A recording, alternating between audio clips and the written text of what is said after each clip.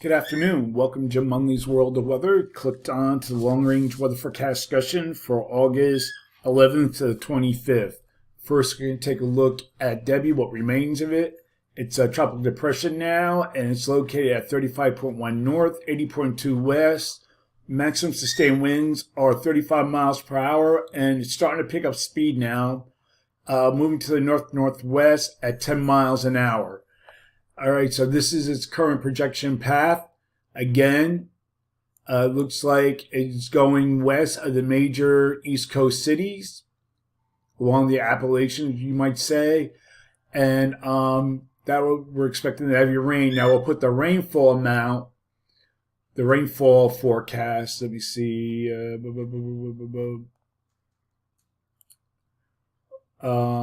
Forecast rain. This is for day one, and you can see, okay, we're going to get, here's New York, here's Philadelphia, here, Washington, D.C. is in there, a little bit of the heaviest rain, but this is where we're forecasting the heaviest rains to be.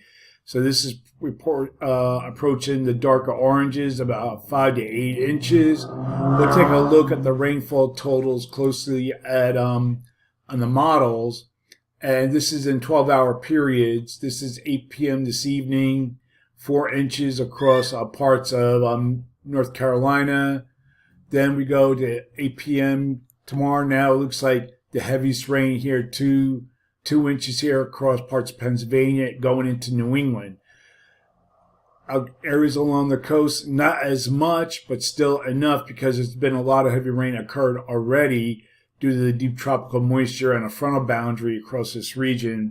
So this is where we're expecting the heaviest rains to be across this area. That's the GFS. Now we'll look at the European. European similar has the heaviest rains over parts of South Carolina into North Carolina in the mountains. This will cause a lot of flash flooding, and then it moves up to New England, areas of 2 to 3 inches. Parts of central and maybe parts of northeast Pennsylvania will get into heaviest rain, and then it moves out. Okay, so we'll take a closer look at Debbie here on the system. We'll keep it here. Here's Debbie. And we'll look at the GFS. Lifts it to the northeast. And here's the GFS. I'm sorry, the European. I'm sorry. And then it lifts it out to the northeast. All right, so now we're going to get to the forecast. Here's a satellite loop of it right now. It still has a good spin. You see it here. Still spinning around. Has a good spin with it. Okay, so now we're going to get to the forecast. And this will be for August 11th to the 15th. That's what we're forecasting here. We have a ridge here over Canada, above normal heights, that gradually move eastward, pushes this upper low here, or trough over the northeast, moving that out as we get to the period, end of the period. You can see it here, but we still have troughing remaining, though, across the northeast. We have a ridge here across the west, troughing here over the northwest and the northeast. So for this forecast pair, we have an active frontal zone that will be from the plains to the southeast, and that'll be the that'll bring some rain and storms to the region. This is the GFS. Here's a European, and we have monsoonal moisture will remain across parts of the southwest. All right, we're going to look at the period now for August 20th to 16th, 16th to the 20th. Still have the above normal heights here across Canada, troughing here across the northwest and the northeast. And we have a ridge that covers the west central states. Models a good agreement with this. So for this forecast period, I'm calling for below normal temperatures here and for this region.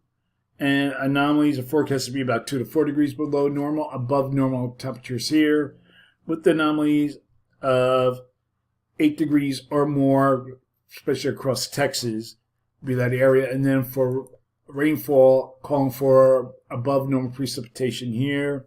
Probability of occurrence 35 to 40%, and below normal precipitation forecast here, and the probability of occurrence 35%.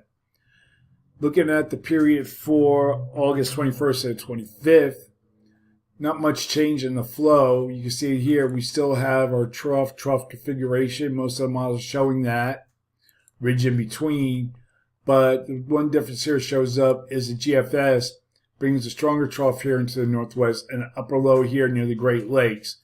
It seems to be the outlier for now, but I just want to show you that. So we're still forecasting a pattern similar to this. So for this forecast period, I'm calling for above normal temperatures here, and I'm calling for numbers that can exceed 8 degrees above normal, mainly across parts of the southern plains. And for precipitation, calling for below normal precipitation here, probability of occurrence 35%. Above normal precipitation here, probability of occurrence is near 35%. So that's the long range weather forecast discussion for August 11th to the 25th. Thanks for coming to Jim Munley's World of Weather, and have a good day.